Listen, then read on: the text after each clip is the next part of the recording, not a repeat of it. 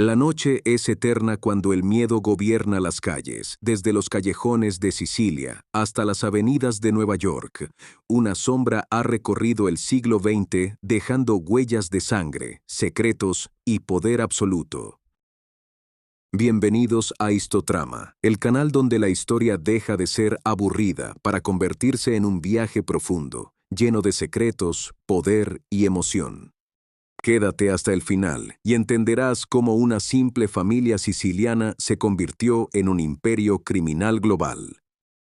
La historia de la mafia siciliana no es solo crimen, es control, es familia, es silencio y en el centro de todo está la Cosa Nostra.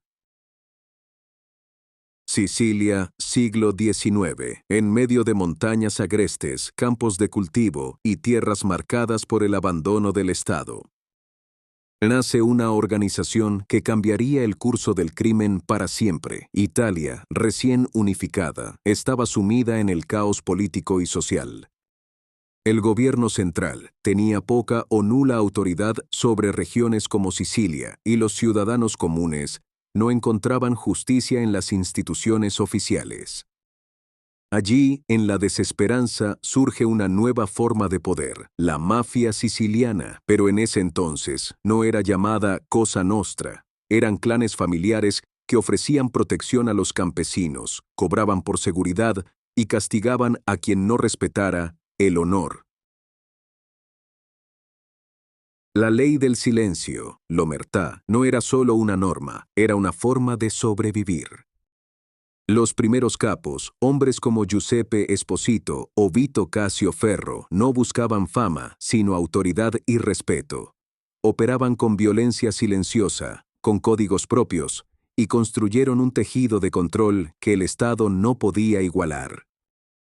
Cuando la inmigración italiana llegó a América, a finales del siglo XIX, no solo se transportó la cultura siciliana, también viajó la semilla de lo que se convertiría en la organización criminal más temida del mundo, la Cosa Nostra.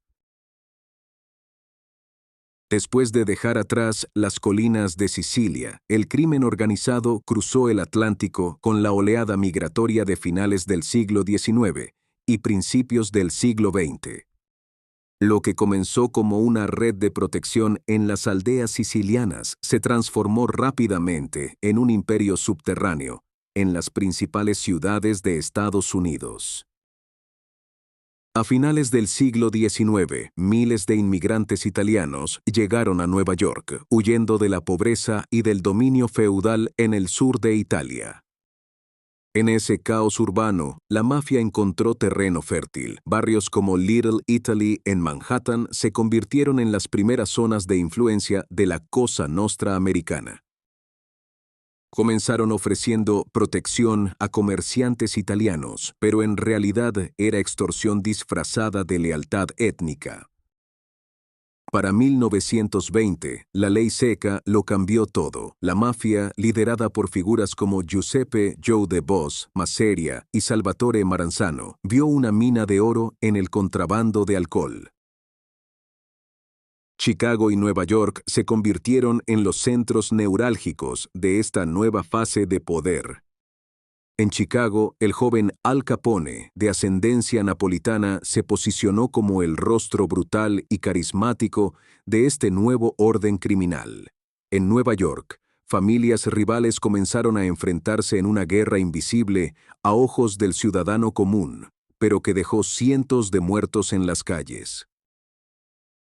Fue durante estos años que surgieron las primeras familias organizadas bajo un código estricto de silencio, la omertà.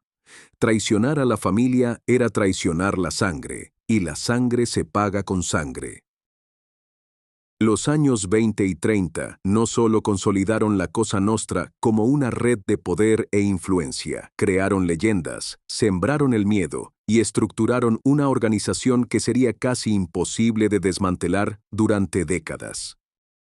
A comienzos de los años 30, el crimen organizado en Estados Unidos estaba al borde del colapso por guerras internas. Las luchas de poder entre jefes como Joe De Boss, Masseria y Salvatore Maranzano habían sembrado el caos.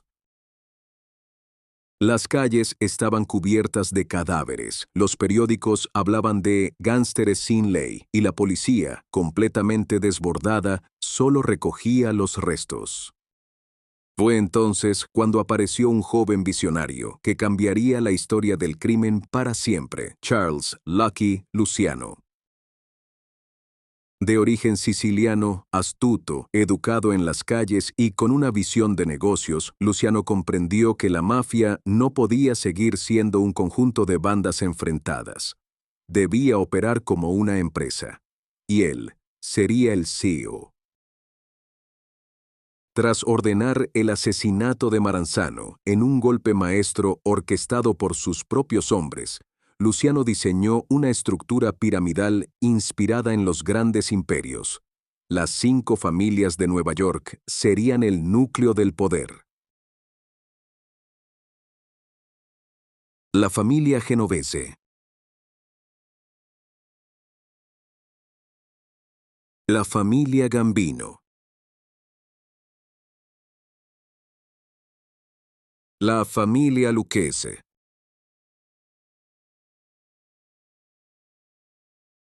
La familia Colombo. La familia Bonanno.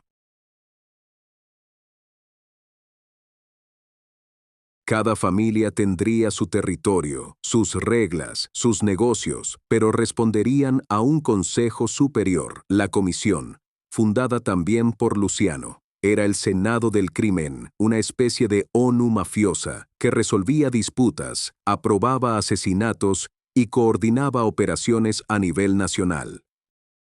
Gracias a Luciano, la mafia se convirtió en una estructura impenetrable, con jerarquías, códigos y una eficiencia que haría envidiar a cualquier multinacional. Pero su visión fue más allá. Se alió con mafiosos judíos como Meyer Lansky y Bugsy Siegel, fusionando redes criminales para expandir el imperio hacia Cuba, Las Vegas y América Latina. Luciano no era solo un gángster, era un estratega, un arquitecto del poder. Su legado aún se siente hoy. Mientras las 5 familias consolidaban su poder en Nueva York, algo mucho más ambicioso comenzaba a gestarse. La mafia no quería solo controlar los barrios, quería controlar el país desde dentro. A partir de los años 40, la Cosa Nostra se infiltró en los sindicatos más poderosos de Estados Unidos. El más importante de todos, la Hermandad Internacional de Camioneros, también conocida como el Sindicato de los Teamsters, bajo el liderazgo del infame Jimmy Hoffa.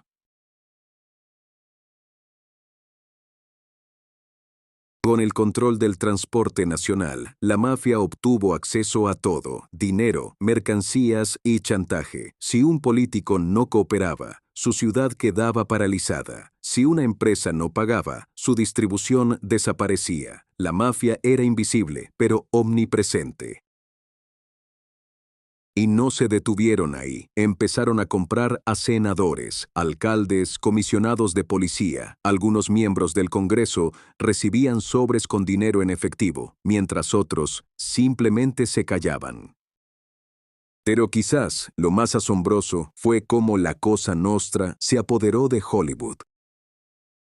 ¿Sabías que durante décadas los sindicatos del cine en Los Ángeles estaban controlados por la mafia? Desde la venta de cámaras hasta la seguridad en los sets de filmación, desde las proyecciones privadas hasta los pagos por protección. Nada se hacía sin la bendición de los muchachos de la costa este. Incluso Frank Sinatra, Dean Martin y otros artistas icónicos fueron señalados por sus vínculos con capos como Sam Giancana. Se dice que la mafia ayudó a impulsar la carrera de Sinatra y hasta la presidencia de John F. Kennedy, a cambio de favores después de su elección. La Cosa Nostra no solo era una organización criminal, era un sistema paralelo al Estado, invisible, sofisticado, despiadado. Y tú nunca te habías enterado. Durante décadas, el FBI parecía mirar hacia otro lado, mientras la mafia se expandía por todo Estados Unidos. Y J. Edgar Hoover, el mítico director del FBI, negó públicamente la existencia de la Cosa Nostra, lo cual permitió que las familias mafiosas crecieran sin freno. ¿Por qué? Algunos dicen que era miedo, otros que había fotos comprometedoras. Pero lo cierto es que el silencio de Hoover fue oro para la mafia.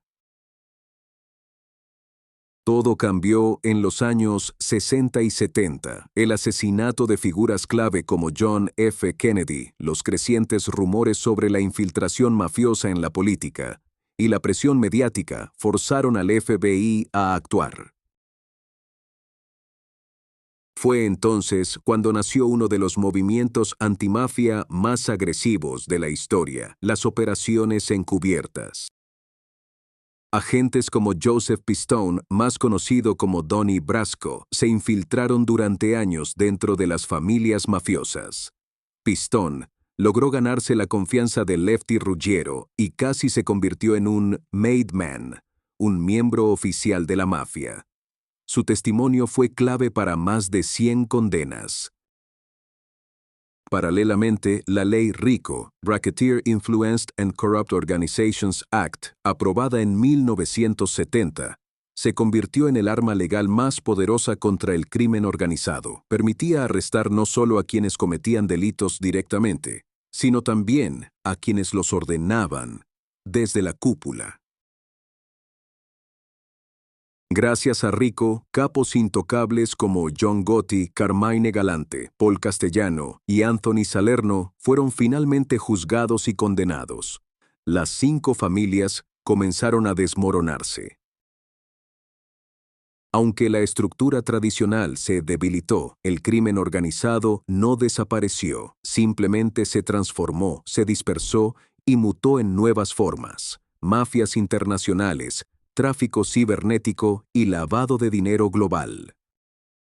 Hoy has sido testigo de cómo un imperio invisible controló ciudades, manipuló gobiernos y aterrorizó a generaciones. La Cosa Nostra no fue solo crimen, fue una estructura de poder paralela al Estado. Esto fue Histotrama, donde los secretos del poder dejan de ser secretos. Suscríbete, activa la campanita, dale like y comparte con quienes aman las historias reales. ¿Crees que la mafia sigue viva o fue solo una sombra del pasado? Déjanos en los comentarios tu opinión.